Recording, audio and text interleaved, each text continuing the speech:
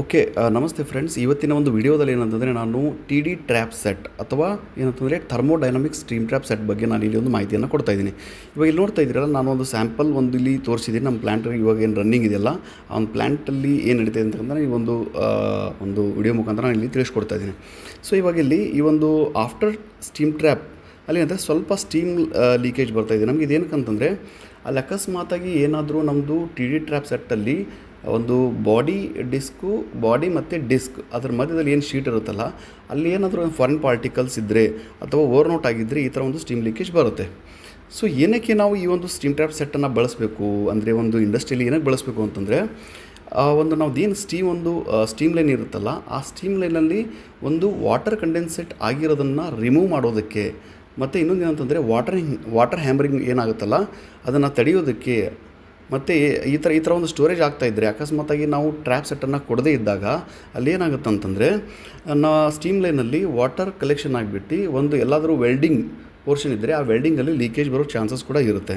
So ಇದನ್ನೆಲ್ಲವನ್ನು ನಾವು avoid ಮಾಡೋಕ್ಕೆ, ಒಂದೇನೆಂದರೆ water hammering ಆಗೋದನ್ನು ಅವಾಯ್ಡ್ ಮಾಡೋಕ್ಕೆ, ಸ್ಟೀಮ್ ಲೈನ್ ಹ್ಯಾಮರಿಂಗ್ ಆಗೋದನ್ನು ಅವಾಯ್ಡ್ ಮಾಡೋದಕ್ಕೆ, ಮತ್ತು ಲೀಕೇಜನ್ನು ಅವಾಯ್ಡ್ ಮಾಡೋದಕ್ಕೆ ನಾವೇನೆಂದರೆ ಸ್ಟೀಮ್ ಟ್ರ್ಯಾಪ್ ಸೆಟ್ಟನ್ನು ನಾವಿಲ್ಲಿ ಒಂದು ಸ್ಟೀಮ್ ಲೈನಲ್ಲಿ ಬಳಸ್ತೀವಿ.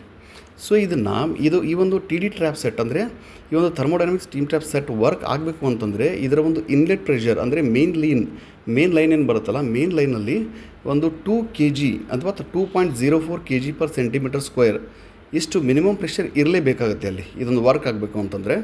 ಸೊ ಆಮೇಲೆ ಇದರ ಇನ್ಸ್ಟಾಲೇಷನ್ ನಾನು ನೋಡ್ತೀವಿ ಅಂತಂದರೆ, ಈ ಒಂದು ಟಿ ಡಿ ಟ್ರ್ಯಾಪ್ ಸೆಟ್ಟನ್ನು ಯಾವುದೇ ಒಂದು ಸ್ಟೀಮ್ ಟ್ರ್ಯಾಪ್ ಸೆಟ್ಟನ್ನು ನಾವು ಹಾಕಬೇಕು ಅಂತಂದರೆ ಮಿನಿಮಮ್ ಲೆಂತ್ ಬರುತ್ತಲ್ಲ ನಮ್ಮದು ಒಂದು ಸ್ಟೀಮ್ ಲೈನ್ದು, ಅದು ಬಂದುಬಿಟ್ಟು ಏನಂತಂದರೆ 30 ಮೀಟ್ರಿಂದ 50 ಮೀಟರ್ವರೆಗೂ ನಾವು ಎಲ್ಲಿ ಬೇಕಾದ್ರೂ ಹಾಕ್ಬೋದು. ಈ ಒಂದು ಟಿ ಡಿ ಟ್ರ್ಯಾಪ್ ಸೆಟ್ಟನ್ನು ನಾವು ಒಂದು 30 ಮೀಟ್ರಿಂದ 50 ಮೀಟರ್ವರೆಗೂ ಏನಾದರೂ ಡಿಸ್ಟೆನ್ಸ್ ಇತ್ತಂದರೆ ಆ ಒಂದು ಡಿಸ್ಟೆನ್ಸಲ್ಲಿ ನಾವು ಇದನ್ನು ಹಾಕ್ಬೋದು. ಎವ್ರಿ 30 ಮೀಟರ್ ಇಂಟರ್ವಲ್ಸಲ್ಲಿ ನಾವೇನಂತಂದರೆ ಈ ಒಂದು ಟ್ರ್ಯಾಪ್ ಸೆಟ್ಟನ್ನು ಹಾಕ್ಬೋದು. ಈ ರೀತಿ ಹಾಕೋದ್ರಿಂದ ಏನಾಗುತ್ತೆ ಅಂದರೆ ನಮ್ಮದು ಸ್ಟೀಮ್ ಲೈನು ಸೇಫಾಗಿ ಉಳ್ಕೊಳ್ಳುತ್ತೆ, ಯಾವುದೇ ರೀತಿಯಾದಂಥ ಹ್ಯಾಮ್ರಿಂಗ್ ಆಗಲಿ ನಮಗಲ್ಲಿ ಕಾಣಿಸ್ಕೊಳ್ಳೋದಿಲ್ಲ. ಸೊ ನೋಡ್ತಾ ಇದ್ದೀರಲ್ಲ ಫ್ರೆಂಡ್ಸ್, ಇಲ್ಲಿ ಏನು ಮಾಡ್ತಾಯಿದ್ದೀವಿ ಅಂತಂದರೆ ನಾವಿಲ್ಲಿ ಈ ಒಂದು ವಿಡಿಯೋದಲ್ಲಿ ತೋರಿಸ್ತಾ ಇದ್ದೀವಿ ನೋಡಿ. ಇವಾಗ ನಿಮಗೆ ಇದು ಬಂದುಬಿಟ್ಟು ಏನಂದರೆ ನಮ್ಮದು ಮೇನ್ ಒಂದು ಐಸೋಲೇಷನ್ ವಾಲ್ವ್ ಅಂದರೆ ಸ್ಟೀಮ್ ಲೈನ್ ಐಸೋಲೇಷನ್ ವಾಲ್ವ್, ಇದನ್ನು ಓಪನ್ ಇಟ್ಟಿರ್ತೀವಿ. ಸೊ ಅದಾದ ನಂತರ ಏನಂತಂದರೆ ಇಲ್ಲೇ ನೋಡ್ತಾ ಇದ್ದೀರಲ್ಲ, ಇಲ್ಲಿ ಸ್ಟೀಮ್ ಟ್ರ್ಯಾಪ್ ಸೆಟ್ ಇದೆ, ಅದರ ಪಕ್ಕದಲ್ಲಿ ಒಂದು ವಾಲ್ವ್ ಇದೆ, ಇದು ಕೂಡ ಓಪನ್ ಇಟ್ಟಿರ್ತೀವಿ. ಸೊ ಇಲ್ಲಿ ಕೆಳಗಡೆ ಒಂದು ವಾಲ್ ಇದೆ. ಸೊ ಈ ಕೆಳಗಡೆ ಒಂದು ವಾಲ್ ಇದೆಯಲ್ಲ, ಸೊ ಅದು ಬಂದುಬಿಟ್ಟು ಏನಂತಂದರೆ ಅದನ್ನು ನಾವು ಕ್ಲೋಸ್ ಮಾಡ್ಕೊಂಡಿರ್ತೀವಿ.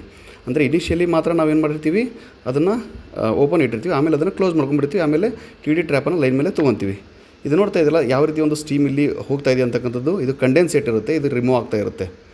ಗೊತ್ತಾಯ್ತಲ್ಲ ಫ್ರೆಂಡ್ಸ್, ಇದೇನು ನೋಡ್ತಾ ಇದ್ದೀರಲ್ಲ ನೀವು, ತೋರಿಸ್ತಾ ಇದ್ದೀನಿ ಇದು ಯಾವ ರೀತಿ ವರ್ಕ್ ಆಗುತ್ತೆ ಅಂತ ಒಂದು ಎನಿಮೇಷನ್ ಮುಖಾಂತರ ನಿಮಗೆ ಇಲ್ಲಿ ನಾನು ಇಲ್ಲಿ ತೋರಿಸ್ಕೊಡ್ತಾ ಇದ್ದೀನಿ, ಯಾವ ರೀತಿ ಡಿಸ್ಕ್ ಓಪನ್ ಆಗುತ್ತೆ, ಕ್ಲೋಸ್ ಆಗುತ್ತೆ ಅಂತಕ್ಕಂಥದ್ದನ್ನು. ಸೊ ಇನ್ನೊಂದು ಏನಂತಂದರೆ ಇಲ್ಲಿ ನಿಮಗೆ ಯಾವ ರೀತಿ ಇಲ್ಲಿ ನೋಡ್ತಾ ಇದ್ದೀರಾ, ಇನ್ನೊಂದು ತೋರಿಸಿದೆ ಅಂತಂದರೆ ಇಲ್ಲಿ ಪ್ರೆಷರ್ ಯಾವ ರೀತಿ ಆ್ಯಕ್ಟ್ ಆಗುತ್ತೆ ಶೀಟ್ ಏರಿಯಾದ ಮೇಲೆ ಮತ್ತು ಡಿಸ್ಕ್ ಮೇಲೆ ಅಂತಕ್ಕಂಥ ನೋಡ್ಬೋದಾಗಿದೆ. Thank you.